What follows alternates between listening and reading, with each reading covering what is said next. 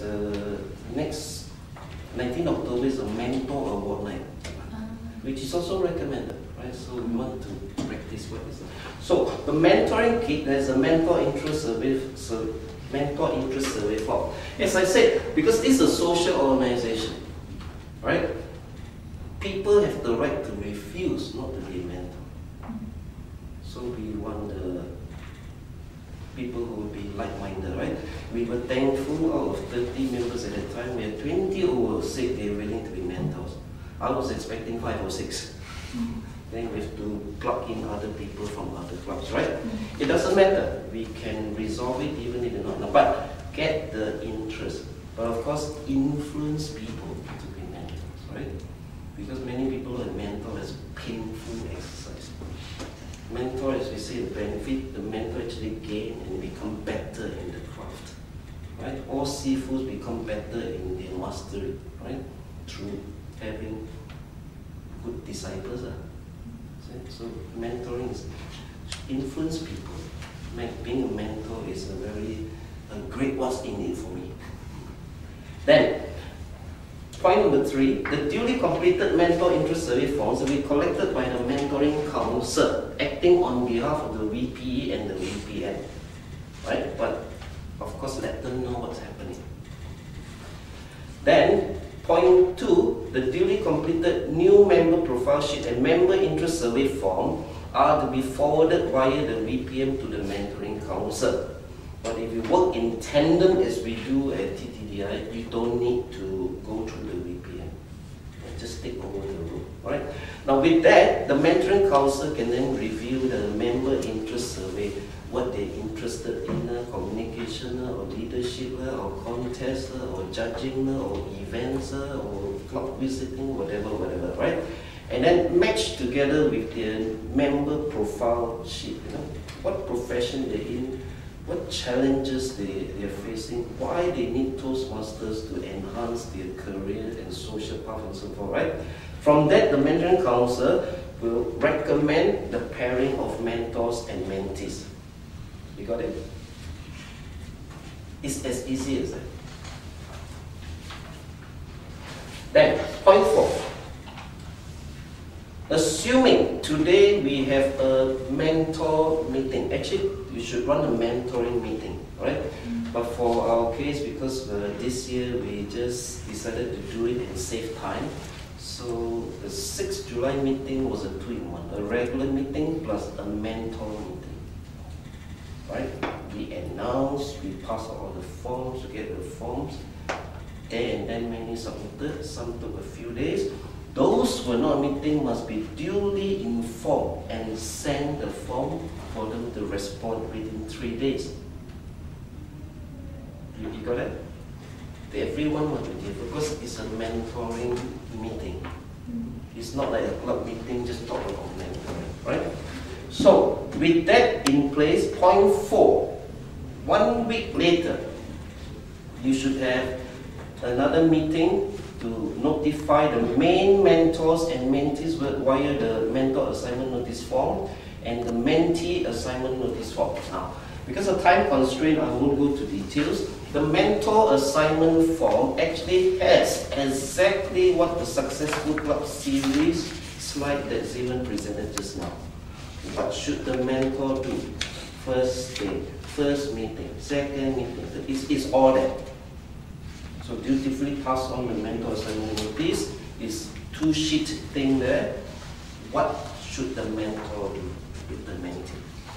But the mentor, from our thinking, would be well guided if it's also given the member profile sheet update as well as the member interest survey. And not just the mentoring council assign and keep passed to the respective mentor. So the mentor will understand the mentee's needs. Then they can guide. Because technically speaking, on 15 October, we will guide people. When mentor-mentee get together, you should now design and work out your vision, plan, and goals and so forth. So without that guide, you cannot come up with a plan, isn't it? Then, once you've done that, At the bottom there, A, pairing of main mentor-mentee. The list of mentor-mentee pairings will be announced. Mentees are given the respective mentee assignment forms. The mentee also given the mentee assignment forms. Again, inside there, the prerequisites of a mentee: eager to learn, proactive is all stated there, right? Then we move on to the next page. Roles and responsibilities. Got that? B, 4B. Roles and responsibilities, main mentors and mentees. Review the responsive main mentors and the mentees. Answer any question members may have. What about people who are not there? So send them the email, simple email. Now you are paired with so and so. These are the roles and responsibilities. It's all stated in the mentor assignment notice and mentee assignment notice. Right? You don't need further explanation. It's all stated there. So would there be any question? Would there be any objection? Of course, don't invite objection. As if you got nothing else to do. Just ask them, are you okay, right? So pair them off. So that's taken care of. Point 5. We realize, just like you would have realized, one mentor is not enough, isn't it? Like say he's a champion storytelling advanced manuals, but the other he's doing another manual on say interpretive reading, but the other 13 manuals he hasn't touched. So I would need another mentor for the other manuals, isn't it?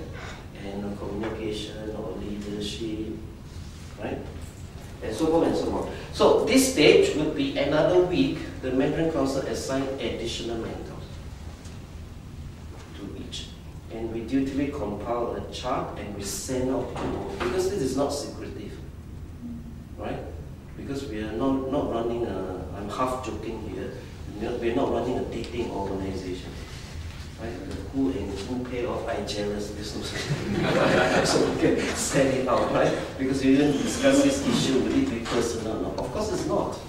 So we send out. So the whole chart is there, also easy for management and maintenance. Got it? So we send it out. Then, the point 6, VPE, dutifully every club, supposed to have the member progress chart put on the wall. But the 2-in-1 is recommended by TI. So the mentoring council or the respective person put the mentor pairing onto the member progress chart. You know, member progress chart, who has done what speech and doing what and so forth and so play what role and so forth, right? How complex, how simple is up to you. At least the member progress chart should be out there. So this allows people to take ownership of their progress, right? In terms of their speech and leadership development. That's the VPE member chart. And in the mentor-mentee, there's a sense of belonging as well, right? So this must be done. This will happen about, say, week 5 latest. So we just passed over week 5 meeting latest, or should be up. Of course, the VP member chart should be up even the week 1 itself. What I mean is the mentor and mentee pairing and other information, right? By week 5 should be up. Return to the next page, point 7. Now, mentor and mentees are human. While performance-wise, technical-wise, they could be superb, they may be human factors, right? So the mentoring council, in this case, the mentoring chair lead the show in our case, will call every mentor-mentee and ask them questions based on 2 criteria. Number 1, ask the mentee, have you communicated your mentor? Usually they have. That's why I say, for mentoring to function, the mentee must be very proactive, right? So I advise, for example, tell the mentee to be very proactive. It is not the mentor's job to call the mentee. Right?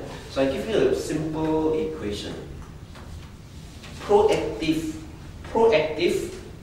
mentee plus willing mentor equals success. Not the other way around. The mentee must be proactive. Remember, eager to learn, wanting to gain that mastery, and the master so-called must be willing whenever there is a request. Right? This is based on that.